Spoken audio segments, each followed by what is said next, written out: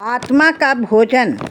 हमारे दार्शनिक ग्रंथों का चिंतन है कि जिस प्रकार इस पंच भौतिक शरीर को स्वस्थ रखने के लिए पौष्टिक भोजन की जरूरत होती है, उसी प्रकार शरीर के भीतर नित्य अनादि तत्व आत्मा का भी एक भोजन होता है।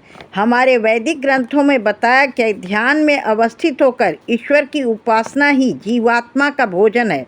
इसी भोजन से आत्मा में आत्मिक और आध्यात्मिक बल और शक्ति का संचार होता है, जिससे जीवात्मा सत्य, चित्त और आनंद के गुणों से परिपूर्ण होकर ईश्वर के आनंद की अनुभूति करने की क्षमता प्राप्त करता है। हमारे ऋषियों ने ध्यान को ईश्वर से जुड़ने का परम साधन माना है। एकाग्रचित्त ध्यान के माध्यम से की गई ईश्वर की उपासना से आत्मा को अलौकिक एवं दिव्य आनंद रूपी भोजन की प्राप्ति होती है।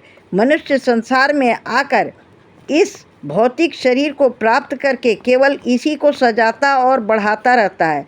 नाना प्रकार के व्यंजन से शरीर को तृप्त करता है और उसके अंदर जो विद्यमान आत्म तत्व है वह उसको तो भोजन मिलता ही नहीं है।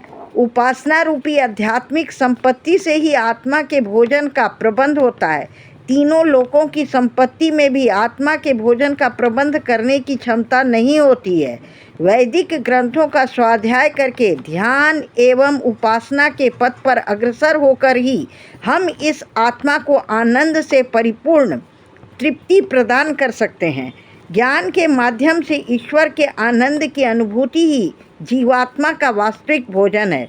इसी दिव्य भोजन से आत्मा के अंदर आध्यात्मिक एवं साधना के पथ पर ले जाने वाली विभूतियों का उदय होता है।